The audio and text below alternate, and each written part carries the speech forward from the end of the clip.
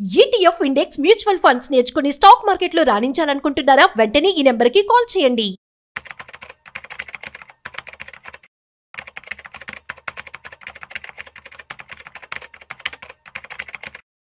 నమస్తే, welcome back to Suman TV. Present మనతో పాటు ఉన్నారు stock market analyst Sundararam Reddy గారు. నమస్తే సార్. సార్, ట్రంప్ కి సంబంధించి మనం చాలా వీడియోలో మాట్లాడుకున్నాం. ట్రంప్ కి డెసిషన్స్ తీసుకోవడం వల్ల మరి ఇండియాకి ఎలాంటి ఎఫెక్ట్ జరుగుతుంది, ఇంపాక్ట్ ఎలా ఉంటుంది? ఒక మాటలో ట్రంప్ చెప్పేది ఏంటంటే అమెరికా గనక బ్యాక్ అవుతే మొత్తం అంతా కూడా డ్రాప్ అయిపోయే ఛాన్సెస్ ఉన్నాయని కూడా చెప్తున్నారు ఆయన మెసేజెస్ లో. మరి అది నిజమే అంటారా? కామర్ వచ్చిన వాళ్ళకి దేశం అంతా పచ్చంగా కనిపెడద్దండి. అది ప్రాబ్లం దేశంలో కాదు, వాళ్ళ కళ్ళల్లో ఉంటుంది. అమెరికా పోతే ఇండియా కూడా పోద్ది, వరల్డ్ మొత్తం పోద్ది అంటే ఏం పోదండి. అమెరికాకి పచ్చి మోసం తినే రోజుల్లోనే మనోళ్ళు సెకండ్ ఫ్లోర్ బిల్డింగ్ లో ఉన్నారు. హరప్పా సింధు నాగరికత టైంలో, అంటే క్రీస్తు పూర్వము 8,000 సంవత్సరాల్లో, నేను అంటుంది 2-3 వేలు కాదు, క్రీస్తు పూర్వము 8,000 సంవత్సరాల క్రితం మనం హరప్పా సింధు నాగరికతలో ప్రాజెక్టులు కట్టుకొని వ్యవసాయం చేశాము. సెకండ్ ఫ్లోర్ బిల్డింగ్స్లో ఉన్నాము, డ్రైనేజ్ వ్యవస్థ ఏర్పాటు చేసుకున్నాం, అండ్ ఆడుకోవడానికి మైదానాలు ఉన్నాయి. ఆ టైంలో ఆ పచ్చి మాంసం తినేవాళ్ళండి అమెరికాలో. ఆ టైంలో కనీసం మాంసాన్ని ఉడకబెట్టి తినాలనే కాన్సెప్ట్ కూడా లేదు అక్కడ. అలాంటి అమెరికా మొత్తం జీరో అయిన, ప్రపంచం ఎందుకు జీరో అవుద్దండి? వేల సంవత్సరాల నుంచి ఇక్కడ మనం మనుషులు బతుకుతున్నారు ఇక్కడ. అందుకని ఇదేంటంటే అరోగెన్స్, అంతే, దానికి వేరే లెవెల్ అనమాట. వాళ్ళ అరోగెన్స్. వాళ్ళు ఏంటంటే వెస్ట్రన్ మీడియా మొత్తం కూడా లేదు, ఒక 100 అబద్ధాన్ని 100 మాటలు చెప్తే జనాలు నిజమే నమ్ముతారనమాట. అందుకని 100 అబద్ధాలు చెప్తూనే ఉంటారు, పద్దూలు. అది దానివల్ల వాళ్ళు సైన్ అవుతున్నారు తప్ప మ్యాటర్ ఏం లేదండి. కాకపోతే ఒకటి, ట్రంప్ ఇండియా మీద ఈ టారిఫ్ వార్ చేయడం ఒక రకంగా మంచిదే. ఒక రకంగా ఎందుకు మంచిది అన్నారంటే, ఇండియా వాళ్ళు ఇంత క్వికెస్ట్గా జిఎస్టీ రిఫార్మ్ చేయలేదండి. ఒకప్పుడు ఏదైనా డిసిషన్ తీసుకోవాలంటే గవర్నమెంట్కి నెక్స్ట్ ఒక కమిటీ, ఇంకొక కమిటీ, ఇంకొక అచ్చం కమిటీలే పోతూనే ఉంటాయి అంతే. ఈసారి జస్ట్ విత్ ఇన్ ద 37 డేస్లో రిఫార్మ్ చేసి పడేశారు. ఫస్ట్ టైం గవర్నమెంట్ వాళ్ళు. డెఫినెట్గా జిఎస్టీలు ఓవర్ నైట్ అవుతుందని అనుకోను, కానీ ఎప్పటి నుంచో వాళ్ళు మాట్లాడుకుంటూ ఉంటే ఇప్పటికి ఫైనలైజ్ అయి ఉంటుంది. కానీ బట్ ఈ స్పీడ్ మాత్రం వచ్చేది కాదు, ట్రంప్ లేకపోతే కనుక వచ్చేది కాదు. ట్రంపే లేకపోతే రష్యా దగ్గరికి మనం చేర్చేవాడు కాదు. రష్యా వాళ్ళు ఇచ్చే డిస్కౌంట్ ఆయిల్ మన తక్కువ రేటుగా దొరుకుతుంది కదా, చేసేవాళ్ళు కాదు. అందుకని డెఫినెట్గా ట్రంప్ వల్ల బ్యాడ్ జరిగింది అనే బదులు బ్యాడ్తో పాటు గుడ్ కూడా జరిగింది అనుకోవడం బెటర్. ఇంకా మనం థ్యాంక్స్ చెప్పుకోవచ్చు వాడికి, వాళ్ళ అరగంట నేచర్ వల్ల మనం స్ట్రెంత్ అవుతున్నాం. ఓకే, అంటే 20 years తర్వాత అమెరికా పోయే టాపిక్ తగ్గిపోయారండి. ప్రపంచం మొత్తం మీద 2 trillion అండి అమెరికాకు వెళ్ళే పబ్లిక్ దారి వచ్చే డబ్బు. అది దోచుకుంటున్నారు అమెరికా వాళ్ళు. ఇంకా ప్రపంచంలో ఆ బిల్డింగ్లు ఎక్కడా లేవు అన్నట్టు జనం కూడా అంతే పోతున్నారు. అంత పబ్లిసిటీ అనమాట. జనాలకి టూరిస్ట్ అంటే అమెరికా అని అంతగా ఉంటుంది. ఫస్ట్ టైం హిస్టరీలో 20 years తర్వాత అమెరికాకి వెళ్ళే టూరిస్టులు 8% తగ్గారు. ఎవరికి వాళ్ళే కనుక అలా తగ్గడం బీన్ చేస్తే అమెరికా వాళ్ళ ఇన్కమ్ అంతా తగ్గిపోద్ది. వాళ్ళు ఏదో మనకు చారిటీ వర్క్ చేస్తున్నారు అనుకుంటున్నారు. ఏమి ఉండదు, ఎవరేం చారిటీ ఉండదండి. వాళ్ళు ట్యాక్స్ చేస్తారు అనుకుంటున్నారు, ఇది సర్వీసెస్ మీద కూడా. ఏం అయ్యారండి, మన వల్ల మైక్రోసాఫ్ట్ ఎంత లాభం, మైక్రోసాఫ్ట్ వల్ల మనకు కూడా అంత లాభం. ఇక ఇట్స్ విన్ ఆపర్చునిటీ. ఎవరు ఇక్కడ బెగ్గర్ కాదు అండ్ ఓనర్ కాదండి. ఎవరి స్వార్థాల కోసం, ఎవరి లాభాల కోసం వాళ్ళు వర్క్ చేస్తున్నారు అంతే. అందుకని అమెరికా వాళ్ళు ఆపెత్తే మొత్తం గొల్ల అవుతారంటానికి ఏం లేదండి. అన్ని లెక్కలు క్లియర్గానే ఉన్నాయి ఇండియాలో. అందుకని అమెరికా తోటి ఏదైతే ఏం అవ్వదండి. కాకపోతే అమెరికాతో ఫ్రెండ్షిప్ చేయడం వల్ల ఏంటంటే పెద్ద మార్కెట్ కాబట్టి మనకి ఎక్స్పోర్ట్స్ తొందరగా పెరుగుతాయి. మన మార్కెట్ ఇంకా తొందరగా టాప్ 3 ఎకానమీలోకి వెళ్ళిపోద్ది. వాళ్ళు ఇలా చేయడం వల్ల కొంచెం లేట్ అవుద్ది అంతే. బట్ డెఫినెట్గా వరల్డ్లో 3rd బిగ్గెస్ట్ ఎకానమీ మారుతాం. ఇప్పుడు గురించి మర్చిపోయింది, 20 years కల్లా మనం వరల్డ్లోని 2nd బిగ్గెస్ట్గా అవుతాం. పర్చేసింగ్ పారిటీ మెథడ్ ప్రకారం చూసుకుంటే చైనా నెంబర్ 1 అవుద్ది, ఇండియా నెంబర్ 2 అవుద్ది, అమెరికా నెంబర్ 3కి వచ్చిందండి. ఏది పర్చేసింగ్ పీపీపీ మెథడ్ ప్రకారం చూసుకుంటే. అందుకని ఇండియా ఎదుగుదలని ఎవరు అడ్డుకోలేరండి.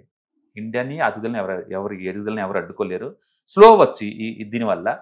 డెఫినెట్గా టెంపరీగా ఉంటుందండి ఇది కూడా. ఈవెన్ మీకు తెలుసు అమెరికాలో కోర్టులో, హైకోర్టులన్నీ కూడా వీటిని ఇలా టారిఫ్ వేయటం అనేది అన్యాయం అని చెప్పేసి సుప్రీంకోర్టుకి వెళ్ళారు ఇప్పుడు వాళ్ళు. సుప్రీంకోర్టు కూడా తెలియదు. ఎక్కడో యుక్రెయిన్లో వారు జరుగుతుంటే వాళ్ళ మీద యుద్ధం చేయలేక వీళ్ళని ఇండియా మీద టారిఫ్ వేయటం ఏంటండి? అది ఏ రీజన్ అసలు? అది మీ చేతనంతా రష్యా మీద వేసేసుకోండి. యుక్రెయిన్కి మీ సంబంధం ఏంటి? యుక్రెయిన్ మీ పార్ట్, మీద అని పార్టా? అక్కడ ఏదైతే మీ దగ్గర ఎమర్జెన్సీ ఏంటి? ఇక ఆ రీజన్ చూస్తే ఎవరైనా నవ్వు వస్తుంది. ఒక్కోసారి అనిపిస్తుంది వీళ్ళు ఎలా లీడర్లు అయ్యారు అనిపించేసి మనకి పని అనిపిస్తుంది. అన్ని బహుశా పొలిటికల్ లీడర్లు ఎక్కడన్నా సరే ఏలుముద్రగాళ్ళు అనుకుంటా, ఇండియాలో అయినా అబ్రాడ్లో అయినా. ఒక్కోసారి అలానే అనిపిస్తుంది వీళ్ళని చూస్తే. ఓకే, అందుకని రీజన్ అనేది అంత వర్తవల్ కాదండి. ఏదో పర్సనల్ ఈగోస్ తీసుకెళ్ళి వాళ్ళు ఇట్లా మార్చుకుంటూ పోతున్నారు. అందుకని long term point of view ఏమీ సస్టైన్ అవ్వవు. మేబీ కపుల్ ఆఫ్ మంత్స్ ఉంటుంది అంతే. అంటే గుర్తుపెట్టుకోండి, మనకి స్మైలింగ్ బుద్ధ అప్పుడు అమెరికా వాళ్ళు ఇట్లనే మనల్ని బ్యాన్ చేశారు. పోక్రాన్ అప్పుడు ఇలానే మనల్ని బ్యాన్ చేశారు. ఇప్పుడు మనల్ని బ్యాన్ చేస్తున్నారు. ఇవన్నీ నథింగ్. అది ఇంతవరకు ఇండియా వాళ్ళు ఇంతకు రెస్పాండ్ అవ్వలేదు. వాళ్ళు 50% ట్యాక్స్లు అన్నా సరే నీ ఇష్టం చేసుకోమంటున్నారు. ప్రపంచం చాలా ఫాస్ట్గా మారిపోతుంది. మనం 2025లో ఉన్నాం. ఆ విషయం అమెరికా వాళ్ళకి అర్థం కావాలి ఇంకా. And China India and Russia ఈ మూడు రష్యా. కలిసింది అనుకోండి, కమోడిటీ మార్కెట్ మొత్తం గొల్లు అయిపోద్ది. వీళ్ళు మొత్తం మాక్సిమం ప్రొడ్యూస్ చేసేది వీళ్ళే, కన్జ్యూమ్ చేసేది కూడా వీళ్ళే చేయబోతున్నారు. రష్యాది మార్కెట్ కూడా వచ్చేస్తుంది ఆటోమేటిక్గా. కాకపోతే మనకి అమెరికాలో ఉన్న కంఫర్ట్ చైనా మీద ఉండదు, పబ్లిక్ ఉండదు, అండ్ బోర్డర్ ఇష్యూస్ Border ఉన్నాయి issues. కాబట్టి అంత అనిపించదు అనమాట. Yes. బట్ అదే టైంలో వాళ్ళు అంతగా ఇన్సల్ట్గా మాట్లాడుతున్నప్పుడు మనం చేయలేము. ఇక్కడ ప్రాబ్లమ్ టారిఫ్ గురించి కానే కాదు. నువ్వు 50% టారిఫ్ వేసుకో, నీ మార్కెట్ నీ ఇష్టం ఎంతైనా వేసుకోవచ్చు. కానీ ఆ వే ఆఫ్ లాంగ్వేజ్ ఉంచావు, వాడే లాంగ్వేజ్ అన్టాలరబుల్ అనమాట. అది ఇండియా మీద వాడే పని. అమెరికాలో ఎవ్రీడే ఎవ్రీ గంటకి స్క్రోల్ అవుతున్నాను ఇండియా గురించి. హిస్టరీలో ఎప్పుడు లేదు ఇంతగా ఇండియా పేరు మీద వాళ్ళు ఉలిక్కి పట్టడం, ఇండియా పేరు మీద జెర్సీగా మాట్లాడటం అనేది. ఎంటైర్ అమెరికాలో టీవీలో ఇదే డిబేట్స్ రోజు 24 గంటలు కూడా ఇండియా గురించి. ఓకే, అది అంతగా పర్సనల్గా ఎందుకు తీసుకున్నారో మనకు తెలియదు. బట్ డెఫినెట్గా అమెరికా మంచిదే అన్నట్టు ఇండియా వాళ్ళకి ఇది మంచిదే. ఎందుకంటే ఇండియా వాళ్ళు ఎప్పుడు కూడా ప్రొయాక్టివ్గా ఉండరు. డిఫెన్స్, నువ్వు నన్ను తిట్టిన తర్వాత నేను రియాక్ట్ అవుతాను, నేను పోయి నీ ఇంటి మీద తిట్టడానికి రాదనమాట. ఆ టైప్ కల్చర్ ఇండియా వాళ్ళది. అట్లీస్ట్ ఇప్పుడన్నా కొంచెం అగ్రెసివ్గా ఉన్నారండి. But the political leaders are doing excellent అండి. I do surprise. ఎందుకంటే ఇండియాలో మోస్ట్ ఆఫ్ ది పొలిటిషియన్స్ అందరూ మోస్ట్ కరప్టెడ్. సెంట్రల్ గవర్నమెంట్ గా స్టేట్ గవర్నమెంట్ కావచ్చు, మెజారిటీ పీపుల్ అంతా మోస్ట్ కరప్టెడ్. వాళ్ళ లైఫ్ స్టైల్ చూస్తే మనకు అర్థం అవుతుంది. రోడ్ల మీద తిరిగి నార్మల్ వర్క్ చేసుకునే వాళ్ళు కదా కరుడుపత్రులు అవుతారు పొలిటిషియన్ అవ్వగానే. ఆ ప్రశ్న పోతే అలా తయారవుతారో తెలియదు, లేదా అలాంటి పర్సన్స్ వాళ్ళు అట్రాక్ట్ చేస్తాం మనకు తెలియదు. బట్ ఫస్ట్ టైం వాళ్ళు ఈసారి ఇండియా కోసం వర్క్ చేస్తున్నారు, జెన్యున్గా వర్క్ చేస్తున్నారు. లేకపోతే ఈవినింగ్ నైట్ 10 o'clockకి ఫైనాన్స్ మినిస్టర్ వాళ్ళు మీటింగ్ పెట్టుకొని తగ్గటం ఏంటండి? ఎప్పుడైనా ఇంతకుముందు చూసామా అలాంటిది? అండ్ ఇంత 35-7 days కల్లా ట్యాక్స్ రిఫార్మ్స్ ఎప్పుడైనా చూసామా? ఈ ఎఫిషియన్సీ ఇప్పుడు ఫస్ట్ టైం వాళ్ళు వర్క్ చేస్తున్నారు నిజంగా. అంటే దిస్ ఈజ్ రైట్ టైం మనం గవర్నమెంట్కి సపోర్ట్ ఇవ్వాలి కూడా ఖచ్చితంగా. డెఫినెట్గా ఎన్నో వాటిని తట్టుకుని ఈ స్టేజ్కి వచ్చామండి. అండ్ రేపు వరల్డ్లోనే 3rd బిగ్గెస్ట్ ఎకానమీగా మారబోతున్నాం. డెఫినెట్గా ముందు పోద్ది. అంటే చాలామంది సెటర్లు వేసుకుంటారు, పర్ క్యాపిటల్ ఇన్కమ్ ఎంత ఉంది, $2,700 కదా అని. జనాభా ఎక్కువ ఉన్నప్పుడు ఎలా వస్తుంది? ఈవెన్ పక్కనే ఉన్న శ్రీలంక చూసారనుకోండి, శ్రీలంక 2002లో వాళ్ళది పర్ క్యాపిటల్ ఇన్కమ్ వచ్చారు, వాళ్ళది ఆల్మోస్ట్ $5,000 ఉంటుంది. ఇండియాతో పోల్చుకుని డబుల్ ఉంటుంది. వాళ్ళు బ్యాంక్రప్ట్ అయిపోయారు ఆ టైంలో కూడా. మళ్ళీ ఇప్పుడు రీసెంట్ కొంచెం ఎదిగి బాగున్నారు. అంటే పర్ క్యాపిటల్ ఇన్కమ్ ఎక్కువ ఉంటే బ్యాంక్రప్ట్ అవ్వదు కంట్రీ, అదేం లేదండి. జనాభా ఎక్కువ ఉన్నారనుకోండి, పర్ క్యాపిటల్ ఇన్కమ్ ఎప్పుడు తగ్గిద్ది అది. So end of the day GDP growth ఉండాలి, దాంతోపాటు పర్ క్యాపిటల్ ఇన్కమ్ ఇంక్రీజ్ అవ్వాలి. జనాలు వేసే సెటర్లు ఏంటంటే ఏదో ఒక విషయంలో సెటర్లు వేయాలి అంతే. అందుకని జనాభా ఎక్కువ కాబట్టి పర్ హెడ్ వచ్చి తగ్గిపోద్ది కాబట్టి పర్ క్యాపిటల్ ఇన్కమ్ ఏం లేదు కాబట్టి ఇక్కడ ఏం గ్రోత్ ఉంటుంది అంటారు. అంటే నిజానికి ఇండియాలో చాలా గ్రోత్ ఉందండి.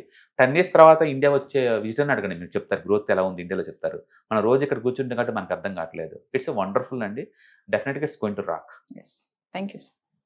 సో వివాస్, మరి మనీ ఇన్వెస్ట్మెంట్ చేయాలనుకుంటున్నారా, ట్రేడింగ్ చేయాలనుకుంటున్నారా, మరి ఎక్కడ చేయాలి? Mutual fund, stock market, SIP, lump sum, మరి రెంట్ కానీ ఇల్లు కొనాలనుకుంటున్నారా? ఇన్ని సందేహాలు ఉన్నాయి కదా.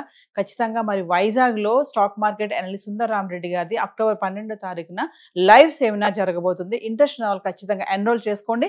కింద కనిపిస్తున్న నెంబర్కి కాల్ చేస్తే మా టీం మీకు అందుబాటులో ఉంటుంది. ETFs, index funds and mutual funds. మీరు కనుక స్టాక్ మార్కెట్లో ఎంటర్ అవ్వాలనుకుంటే మార్కెట్లో స్టాక్స్ డైరెక్ట్గా ఇన్వెస్ట్ చేసే బదులు కపుల్ ఆఫ్ స్టాక్స్లో ఇన్వెస్ట్ చేయడం ద్వారా ఏంటంటే ఆటోమేటిక్ రిస్క్ తగ్గించుకోవచ్చు. కాబట్టి మీరు బిగినర్ అయినా లేదా ఎక్స్పీరియన్స్ పర్సన్ అయినా సరే మార్కెట్లో సేఫ్ సెక్యూర్ వేలో లాంగ్ టర్మ్లో సస్టైనబిలిటీ కావాలంటే ఈ ప్రొడక్ట్స్లో ఇన్వెస్ట్ చేయడం ద్వారా దాన్ని సాధ్యం చేసుకోవచ్చు అనమాట. కాబట్టి మీకు ఎవరికైనా సరే ఈ ETFs, ఇండెక్స్ ఫండ్స్, మ్యూచువల్ ఫండ్లో ఇన్డెప్త్ నాలెడ్జ్ కోసం అండ్ గైడెన్స్ కోసం ఈ ట్రైనింగ్ ప్రోగ్రామ్ అటెండ్ అవడం ద్వారా మీరు మనీ మేక్ చేసుకోవచ్చు. కాబట్టి మీకు ఇంట్రెస్ట్ ఉన్న పార్టిసిపెంట్స్ ఈ వీకెండ్లో జరిగే వెబినార్ అటెండ్ అవడం ద్వారా ఇందులో ETFs, index funds, mutual funds అంటే ఏంటి, వాటిని ఎలా మనీ మేక్ చేసుకోవాలి, వాటిని ఎలా మేనేజ్ చేసుకోవాలి, వాటి గురించి కాంప్రహెన్సివ్ ట్రైనింగ్ మీకు ఈ ప్రోగ్రాంలో అందించబడుతుంది. ఈ వీకెండ్లో జరిగే ఈ ప్రోగ్రామ్కి ఎన్రోల్ చేసుకోండి. Thank you.